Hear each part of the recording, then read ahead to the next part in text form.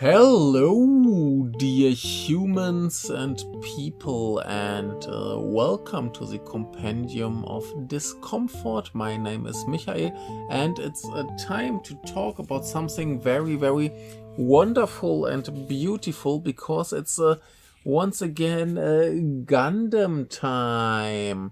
And this time it's Mobile Suit Gundam GQuuuuuuX, I guess that's how it's probably. Look at this. It is spelled very strangely. I got this beautiful pamphlet, but not just this, but this as well, because sometimes if they are really in need for big money, they will release more stuff that you can buy for big money. Someone asked me, like, what are those pamphlets? It's basically printed bonus material.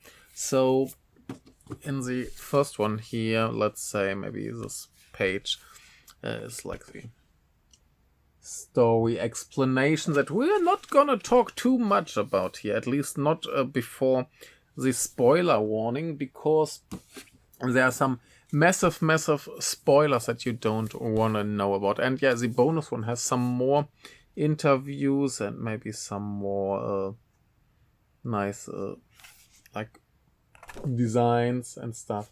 So it's really cool, and I was very lucky, because if there's Gundam, there's always more merchandise and more stuff. For example, last year the Gundam Seed movie came out, and there was so much stuff you could buy. There was similar this time. You could buy so much stuff, and I already spent so much money, and that's why I first didn't want to buy this beautiful model, and then decided to buy it anyway, and realized that I actually got the last one that they had. So I'm a very lucky boy. And yeah, so it's a show that was co-written by Hideaki Anno. You might know him from stuff like Neon Genesis Evangelion, or maybe Shin Ultraman or Kamen Rider, that he was involved. And he made a lot of classic animes and some very good live action movies as well. Recently I watched it's called in Japanese Shikijitsu. In English it's Ritual, which is really good. You should watch it. And anyway, it was co-written by him and co-written by Yoji Enokido, who worked on Evangelion. He worked on Sailor Moon or Revolutionary Girl Utena, Furikuri, and he even did the novelization of Furikuri. I have no idea how that works out. So yeah, it was basically a co-production of Kara, so Anno's studio, who was involved in all his stuff, and Studio Sunrise, who have done a lot of like classic animes. Like the studios around since the 70s, they did some Gundam, Cowboy Bebop, they did Code Geass, Vision of Escaflowne, Love Life. I have been involved in a lot of different stuff, and they did a lot of different stuff. And the directing here is a little interesting. Like on Wikipedia, there's only one human listed. That's Kazuya Tsurumaki, and on Letterboxd they have two more directors listed. That's Daisen Komatsuda and Toko Yatabe. She worked, for example, on Chainsaw Man or Darling in the Franxx, and Mr. Komatsuda worked on Kill la Kill or Panty and Stocking. And yeah, Mr. Tsurumaki worked on a lot of stuff like Evangelion, Berserk, Furikuri, Kill la Kill. A lot of very great stuff. Berserk seems to be, yes, it's the old show, the 90s show, not the CGI one. So I'm not wrong if I say it's great. And yeah, anyway, so there's, like I said, not that much that I can talk about the story. I can mention the main cast's voice actors. We have Tomoyo Kurosawa, who was, for example, in Euphonium or My Hero Academia or Mononoke. We have Yui Ishikawa, who was in a Silent Voice, or she was a Mikasa in Attack on Titan. And we have Shimba Tsuchiya, who was in Burn the Witch and Euphonium as well, and some more stuff. And anyway, these three people are basically two girls, one high school girl, one who works basically part-time as some kind of terrorist or spy or something like that. And the last one is basically a homeless artist. And the basic idea is this main girl, who's just a normal high school student, as they usually are in this kind of anime. She somehow ends up getting involved in the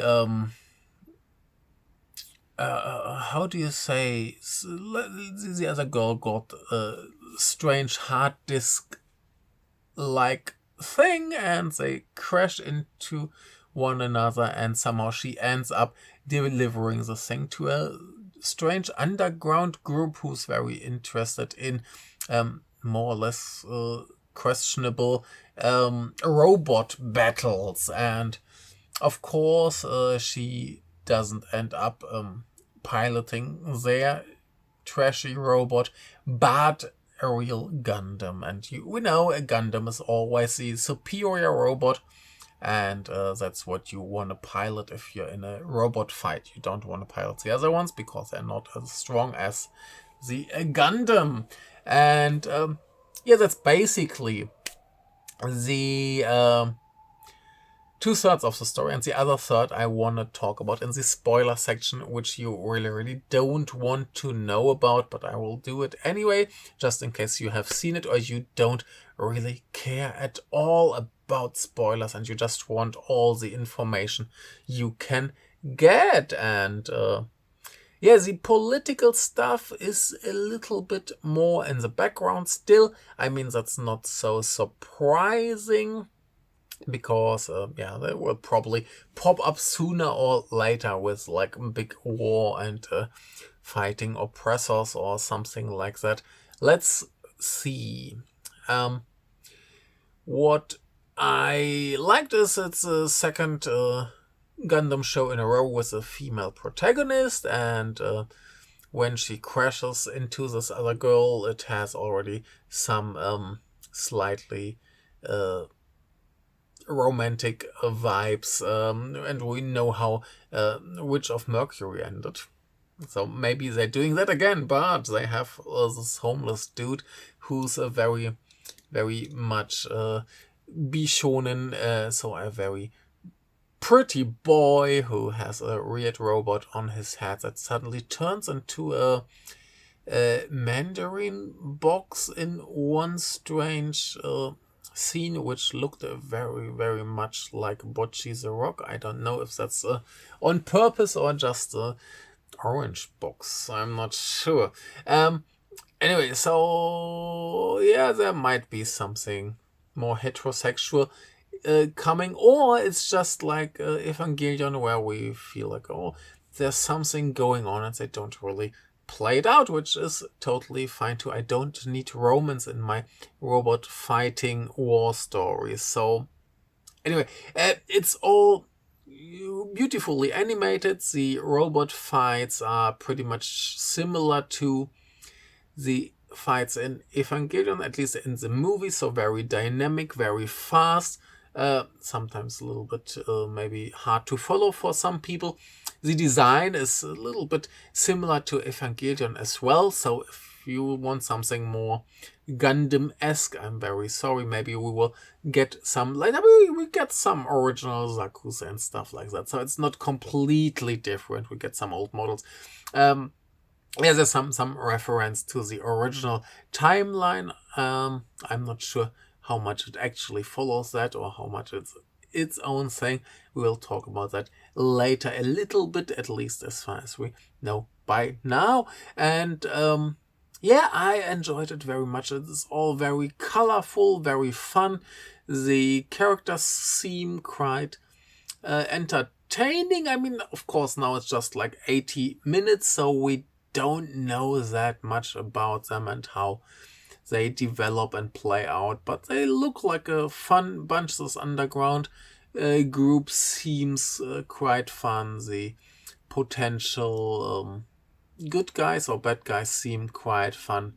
Yeah, the whole dynamics. This is good. It's all super colorful. I didn't like the music so much, not because it's bad, just because it's like the most obvious choice of Japanese pop music that you would put in a science fiction movie, and it just sounds like any other science fiction anime. So it's not bad. It's totally fine music. It's just a bit generic, and yeah, it's like having a Creepy Nuts song in your anime now. Like, it's just what everyone does. And I still think Creepy Nuts is a strange artist name. Yeah. Anyway, back to Gundam. So overall, I think it's a very, very good start. Of course, the best and most interesting part is what I can't talk about here now. I will do that in a second. You will get the big spoiler warning and maybe some alarm sound also. Anyway, so it's very, very good. It starts very fun.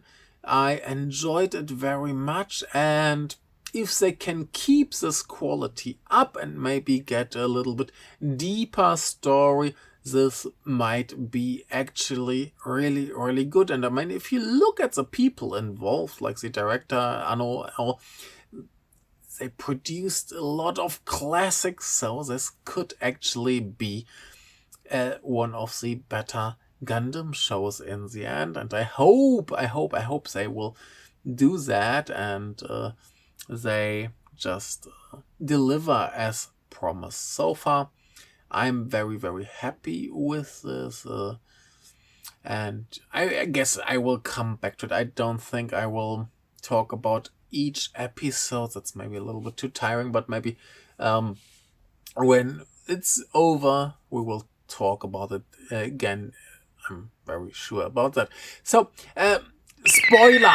Now, from now on, you don't want to watch this video anymore. If you fell asleep and you wake up after the spoiler warning, I'm so sorry. You shouldn't have slept during this video. It's not that long, so it can't be helped. So, now, last chance to turn off. From now on, heavy spoilers. And the funny thing is, these spoilers are not about the ending of this movie, but about the beginning, because there's some really weird stuff that makes you feel like, am I watching actually this new GQuuuuuuX, or am I watching the original Gundam? What's going on here? And the funny thing was, when I was waiting to get into the cinema, some people came out, just like in this Simpsons episode, where Homer comes out of the cinema watching Star Wars and it's like, oh my god, I can't believe that you know what he said. And I mean, I could just spoil Star Wars here because everybody knows it, but anyway, so here some people came out, and I luckily didn't catch that much of their conversation, but they were talking about Char, and I'm like, why Char? Is he gonna show up in the show? And yeah, like the first, I don't know, 20-25 minutes, so if they actually cut this into episodes, it's maybe like the first episode is all about Char and the war that's happening in the year 0079. The whole show is set in 0085, and basically Char is with his dudes in a battle. You know, Char is like the ultimate warrior of the space Nazis, and basically he finds a Gundam and he's like, oh, that looks strong. Same what the girl later does when she finds a Gundam, and he just takes it and pilots it, and Zeon will win the war. and he has some weird accident, like he's in this super red Gundam that's super fast and super strong, and at some point it just disappears. So it's gone, and it will show up a few years later when the main plot is set. So the thing is, this boy, this homeless dude, is basically now the pilot of Char's Gundam, and like, what's going on here? Are they gonna do the Evangelion thing that Char somehow fused with his Gundam and is just in there, which would be on the one hand very Anno, but on the other hand very much like we just did that in the last Gundam show. So please don't do that, and I would prefer to have a slightly older Char suddenly coming back and demanding maybe his robot. Anyway, so yeah, that's a very cool setup, and these first few minutes are very, very nice because Anno does the same.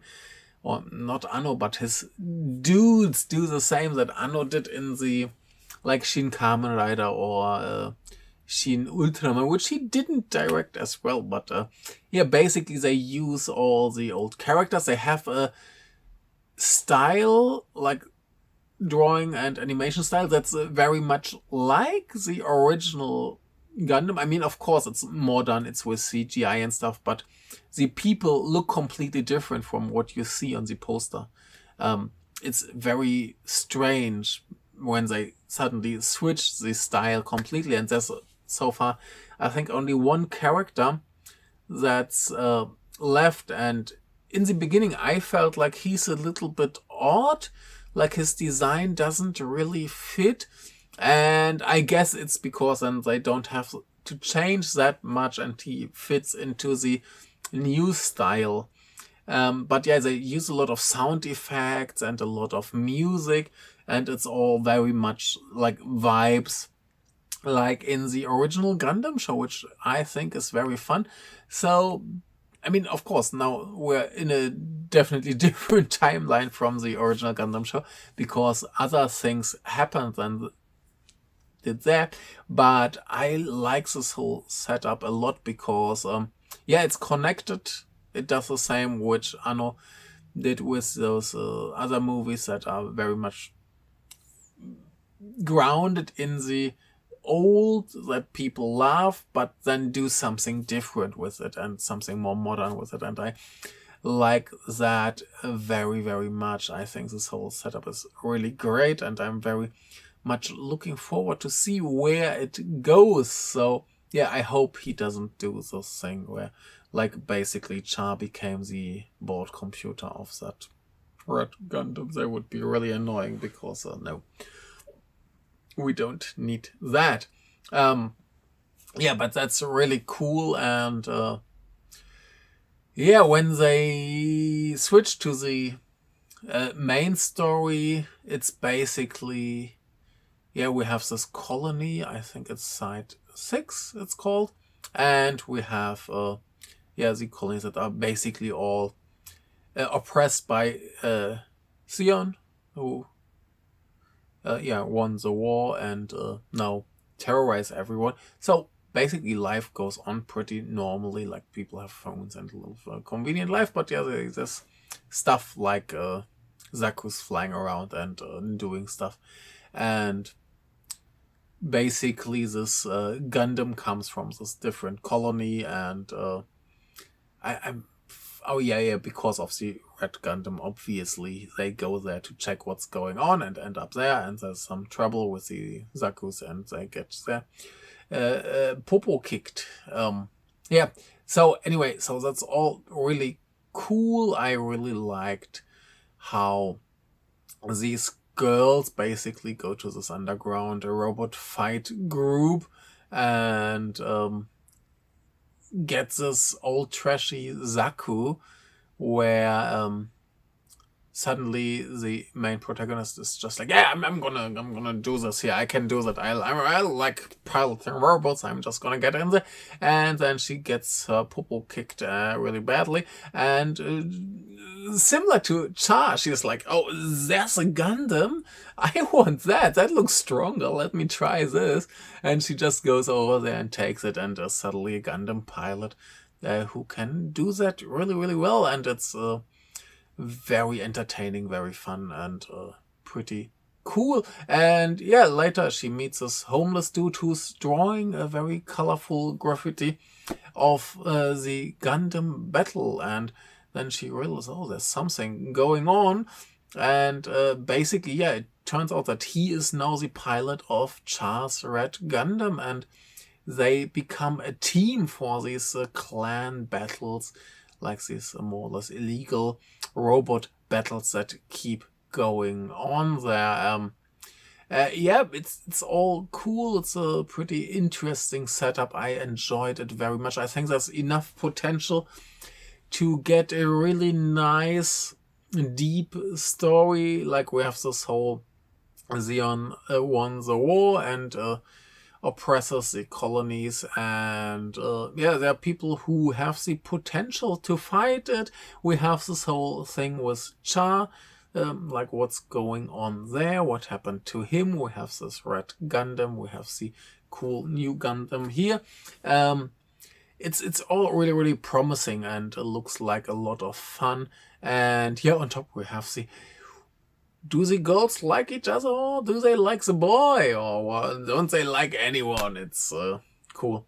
Yeah, and just a lot of fun. So I hope you can watch it soonish. And yeah, thank you for watching this video. And yeah, like I said, I will talk about it at some point, depending on how much I like it and how soon I watch it. But I'm pretty sure I will watch it when it comes out quite quickly, so not gonna be too late on that. But yeah, I don't think I will review every episode on its own. That was pretty tiring with the baby assassins, so I guess we will get back after a few episodes or just at the end. Let's see how we will handle it, but not each episode. No. Anyway, thank you very much. See you soon, and enjoy the Japanuary, because it's still Japanuary. You should enjoy it, watch Japanese stuff. But if you watch this channel, probably you like Japanese stuff and you watch it anyway, so I don't need to tell it, so it doesn't matter that I tell you after the spoiler part. So thank you very much. See you soon. Bye.